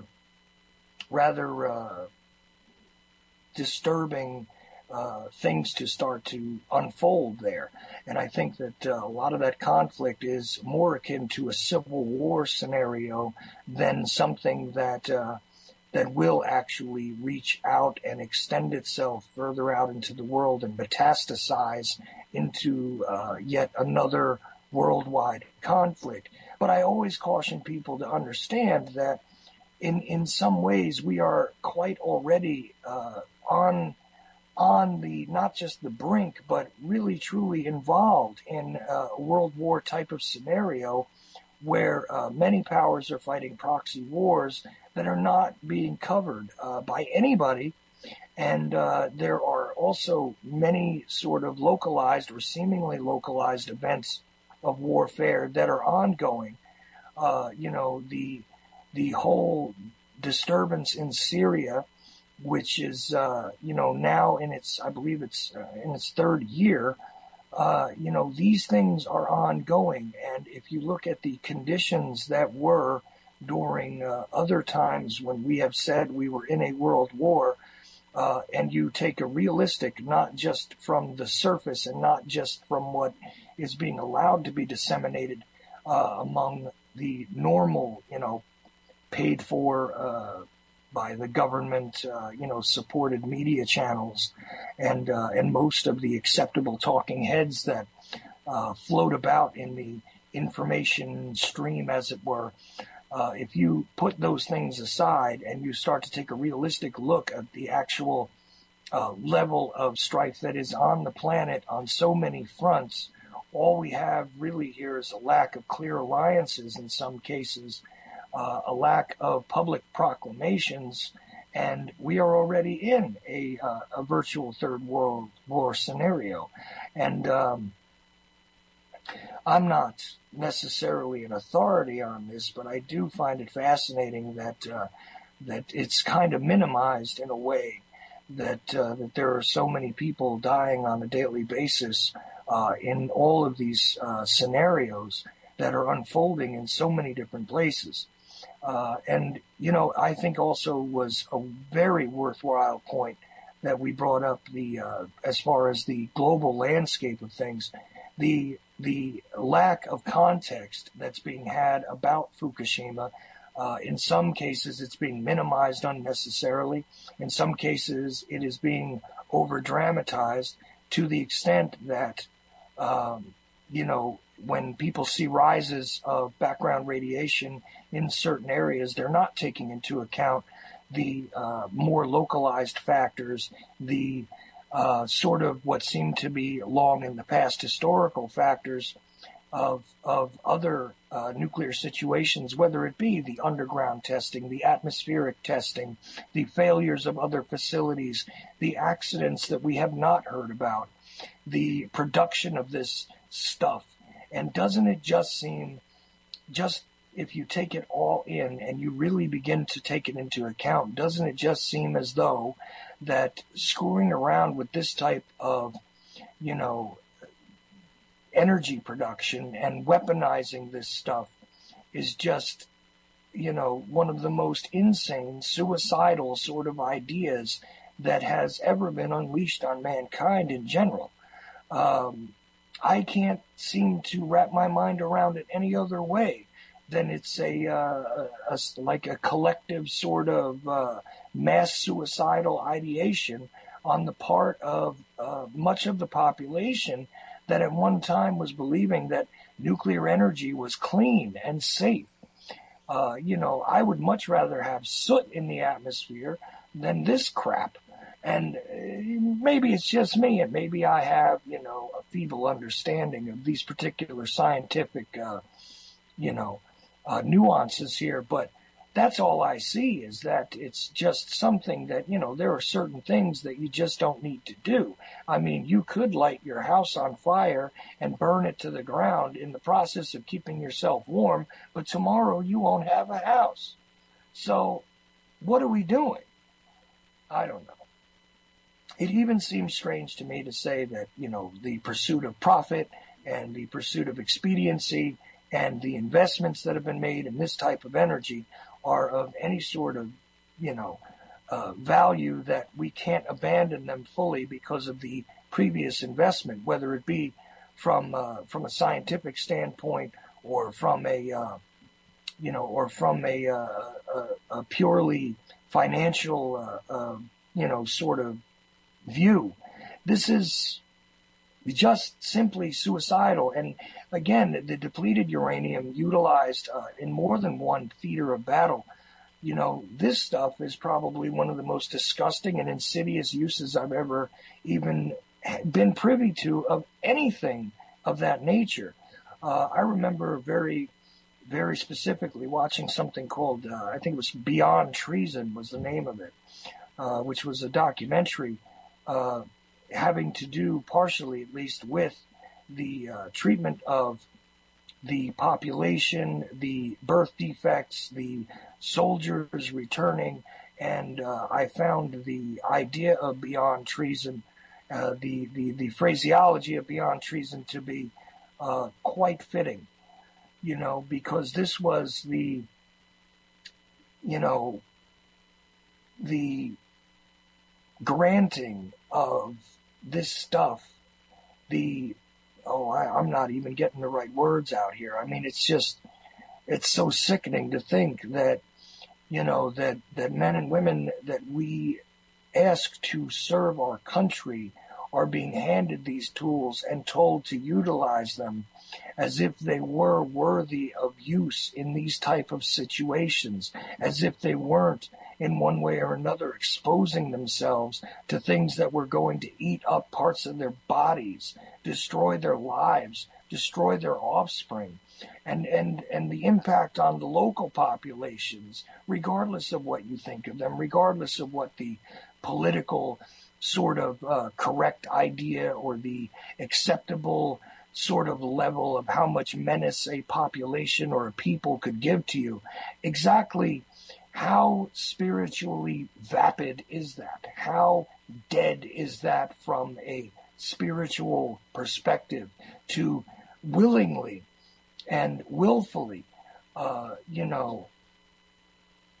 to give this stuff, to force this crap onto, those men and women who are doing a job over there, and the population that they were either embattled with or interacting with or whatever, to unleash this on any human beings, regardless of their level of innocence, to inflict this type of malevolence and just evil on human beings is I don't know. It's beyond my realm of understanding.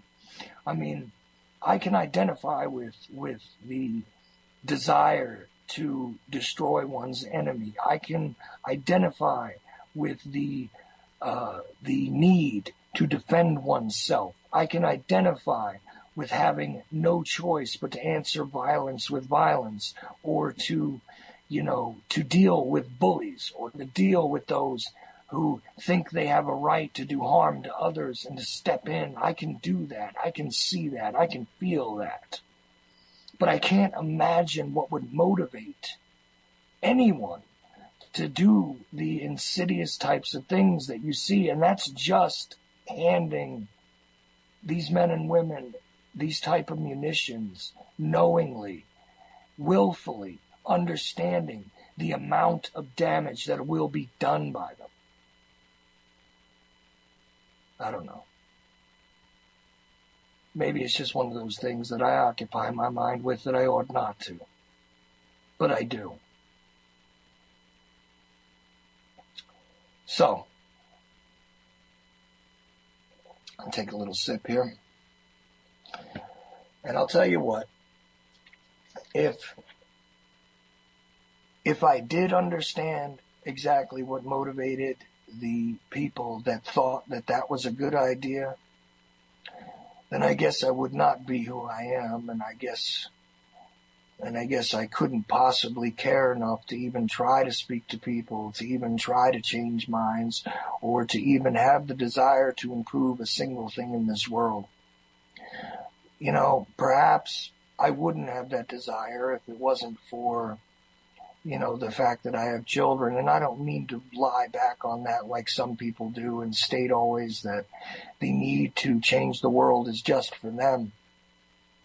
I think it's just that sort of gut level thing that comes from one's own DNA strands, whether it be physical or whether it be from a purely other, sort of plane, whether it be from a completely soul-based area of one's being. I guess it's actually that I give a damn. That's why these things will bother me.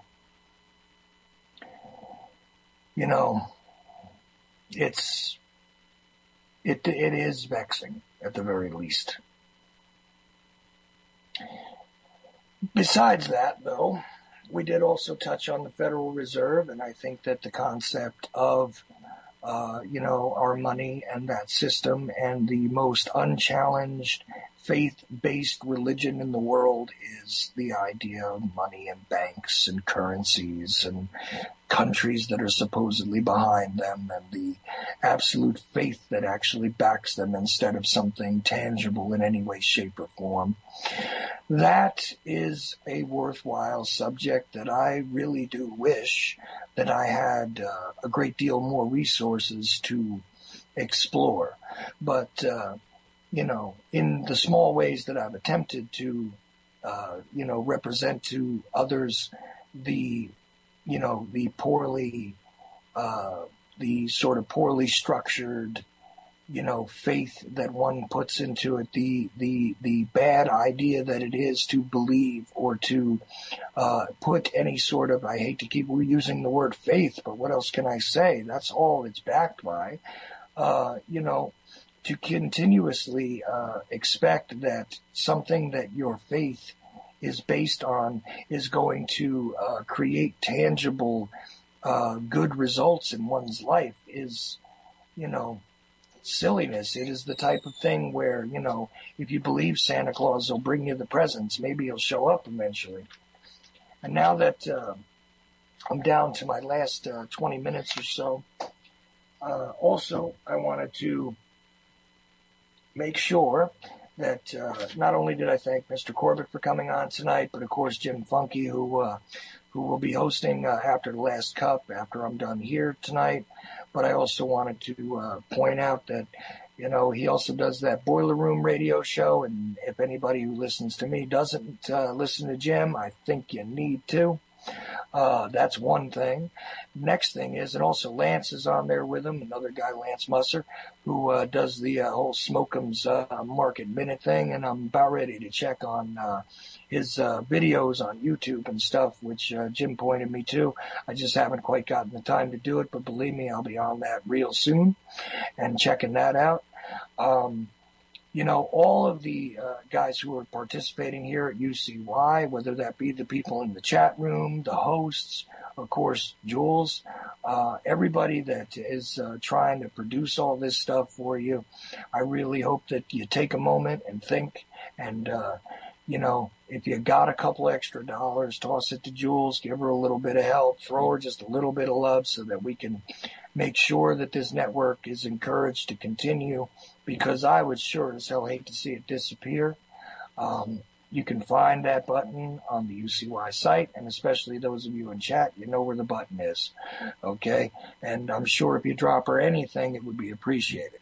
I have a donate button. I have stuff like that. I just haven't even put it out yet because I'm not quite prepared to offer something of value all by myself outside of, my 2 hours on Saturday and my little drop-ins here and there.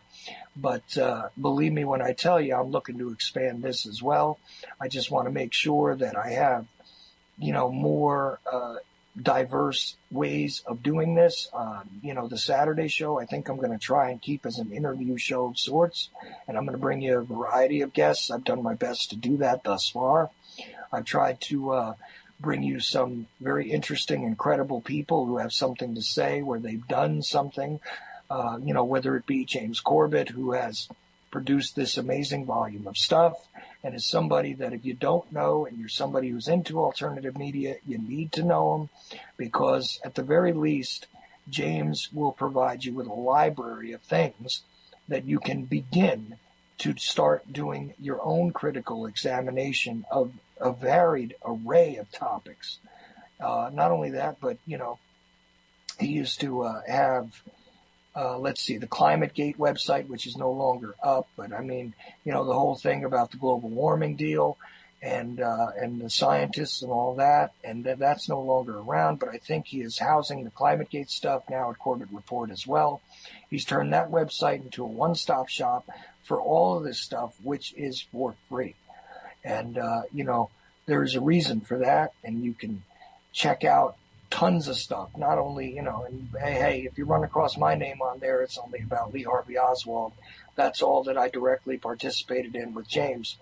But I find the idea of the open source journalism and the encouragement to get out there and add your voice in one way or another to the stream of consciousness, whether it be on the electronic level or, as James pointed out, you can also do it on just a, physical face-to-face level, sitting there and having discussions with your neighbors, with your family, with your friends, with your children.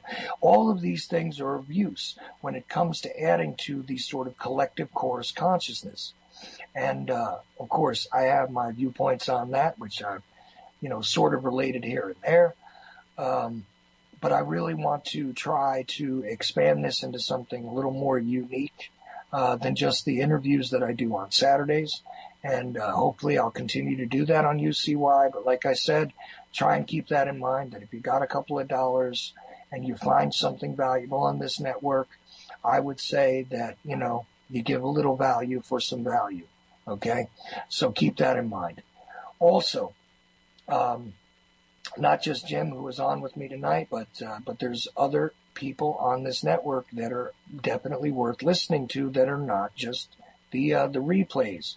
I enjoy Mae Russell myself, but she has the simulcast of Jack Blood, John Stokes. She has her show in the morning, which is before the first cup.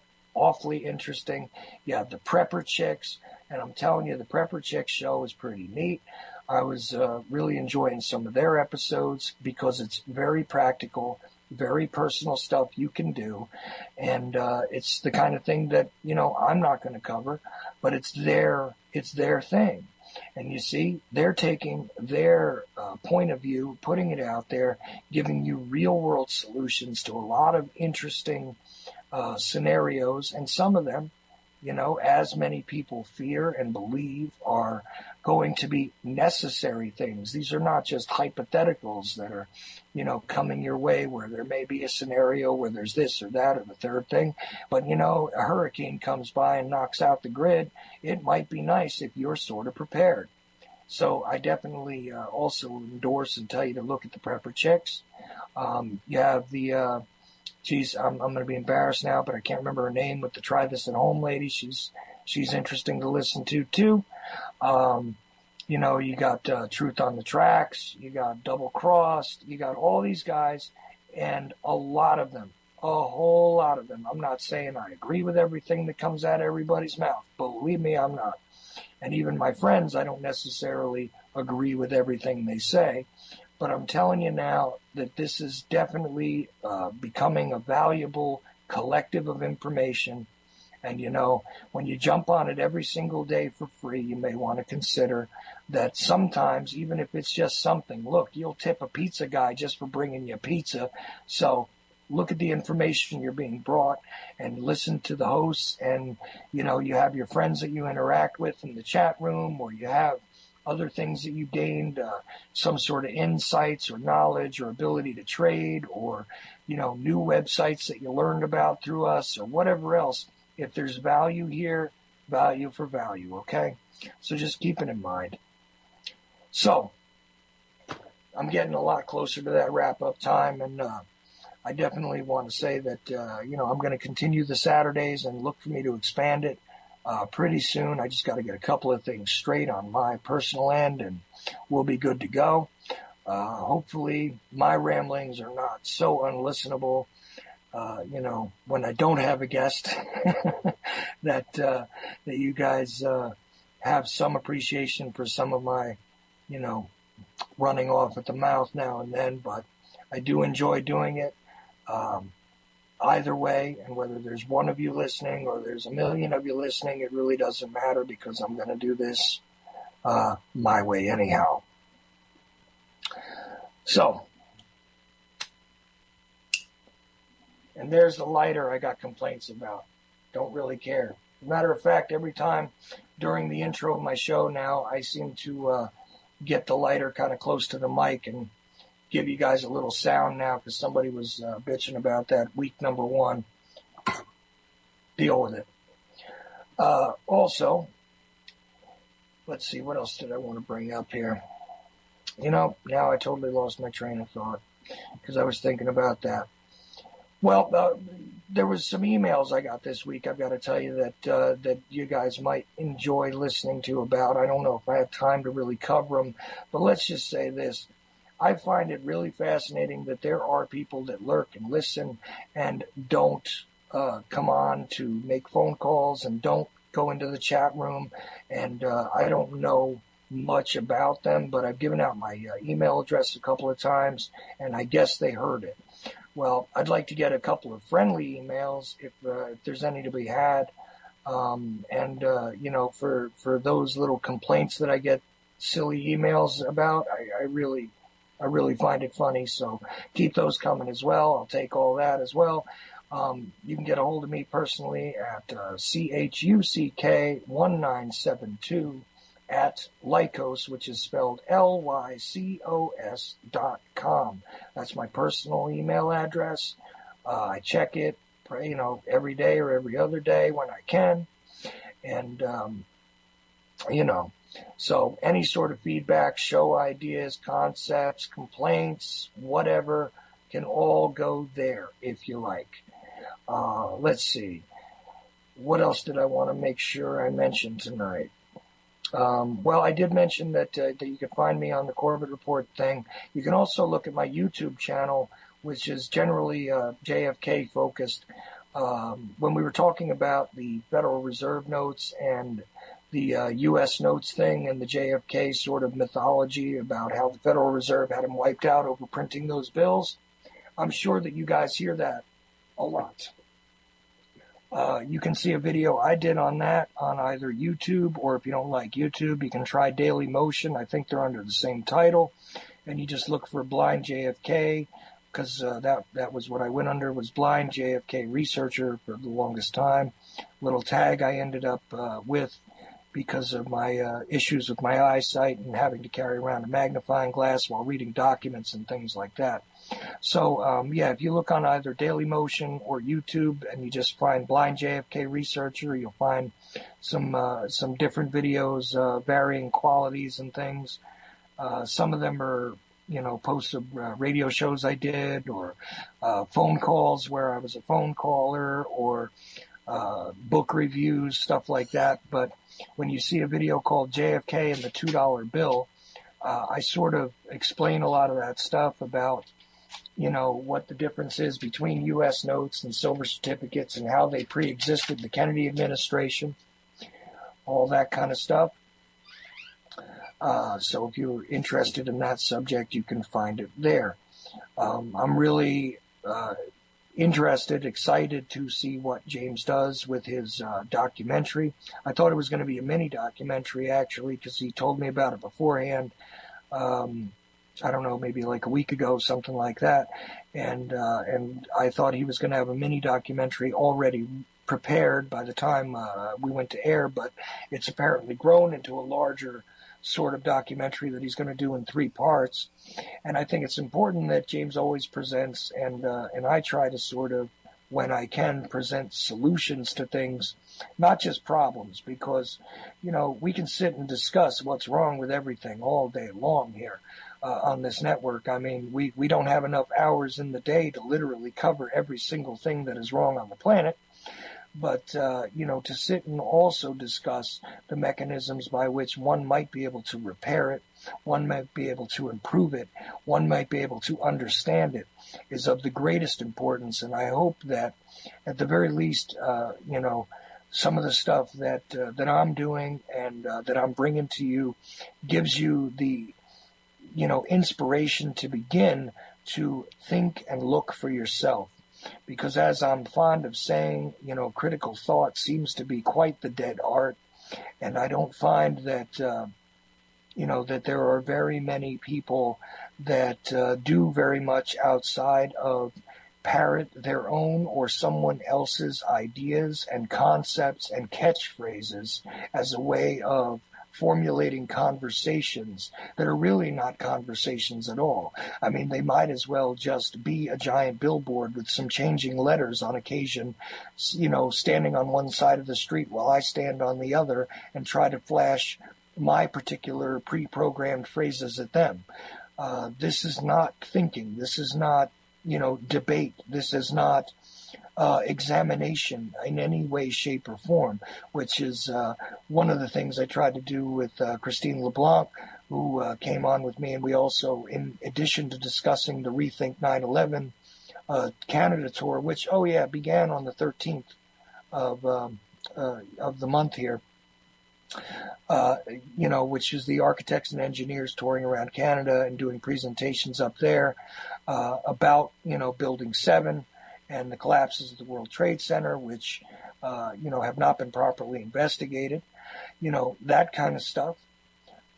when I was on the air with her, we also wound up, going into the discussion of, evaluating and collecting evidence and things like that. And I think that all of these things are rather worthwhile, because the methodology by which you gain your information is just as valuable as the honesty or the accuracy of that information as well. And, I think I'm going to stop asking for phone callers because I don't get them generally. That's another thing I wanted to say because, I don't know, I guess people don't want to really call in on my little show here. So I guess I'll stop asking for phone callers and, we'll just take it from there. I won't make it part of the show because I'm not inspiring that interaction. Hopefully, though, you guys will be able to take some of what I'm saying, some of what I'm talking about, and utilize it somehow.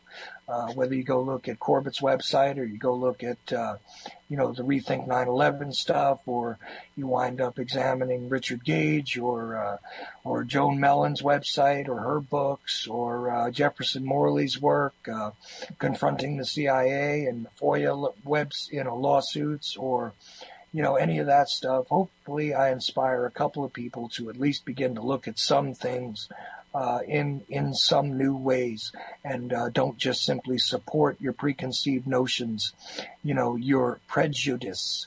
I don't want to sit here and support other people's prejudices and sit there and just attaboy everybody who has a thought which seems to comport with my own.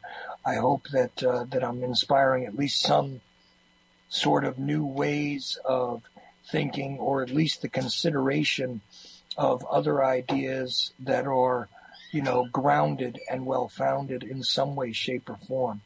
And, if I can do that, I'll definitely continue to do what I'm doing. But otherwise, I guess I'll have to change tactics a little bit. So like I said, I'm going to probably stop asking for phone callers anymore. But that's only because you guys don't show up. Alrighty. And I do know that a lot of the people that end up hearing me are ending up hearing me downstream a little bit. Oh, by the way, I do forget to say this. You can, not only can you get it minutes after the show is done, it automatically drops on the Ochelli Effect page as an MP3, but also a little while later, it winds up ripping straight to YouTube, and it becomes a video where you're just looking at my banner and you can hear the show. And I encourage everybody to check that out on the UCY.TV page there. But also, I have established on my SoundCloud account, which is just SoundCloud Chuck Ochelli, you can find the Ochelli Effect broadcasts that I've had on here, plus my appearances on other shows, which include Boiler Room, Against the Wall, After the Last Cup, Before the Last Cup, or after the last cup, before the first cup. Sorry, Jules. And a few other incidents. What Matters Worldwide, where I sat in for Vince, and also hosted the call for Vince a couple times. You find that stuff on there. You find some of the music I've done and all that. And there's an RSS feed there too. So if you want to subscribe to the RSS feed on the Ochelli Effect and you want to keep, some of these interviews for future reference, you can do that straight from the UCY site, or you can get some of the more expanded stuff, which ends up on my SoundCloud for now anyway. So that's another thing to bring up. And as I get ready to jump out of here and turn it over to Jim Funky, who will be running the After the Last Cup, I also want to make sure that I thank all of you for listening, and and for any feedback that I get, I am most appreciative, because it's hard to know that what you're doing has any sort of effect unless people actively give you some sort of feedback. So whether it's positive, negative, neutral, or otherwise, I do appreciate it, because it gives me at least a sounding board to begin to change my direction and alter what it is that I'm doing. And I'm going to take your feedback into account. So by all means, you can email me or contact me on Facebook or whatever it is you want to do to get through to me. I'll be more than happy to hear you out at least. So let's just continue with that discussion as well. Anyway, that's about it. And I got to say that, again, I'm really happy to do this, and I just hope that it's of some sort of value to those of you listening. And, what else can be said besides that? Oh boy. Oh, I was asked a question about the noisy little punk riff that accompanies my show at the beginning and the end. Yeah, that's actually me playing guitar. It was a really sloppy one-off sort of thing recorded once a while ago. I think it was in '92. But it was just an original piece of music because Jules had asked me to have an original piece of music for my bumper, and I said, sure, I have a few. And there it is. Anyway, guys.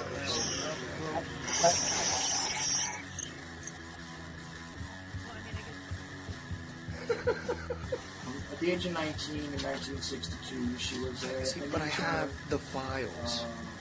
I read this stuff at the National Archives, and I read these other things. I said to myself, how can that be possible for him?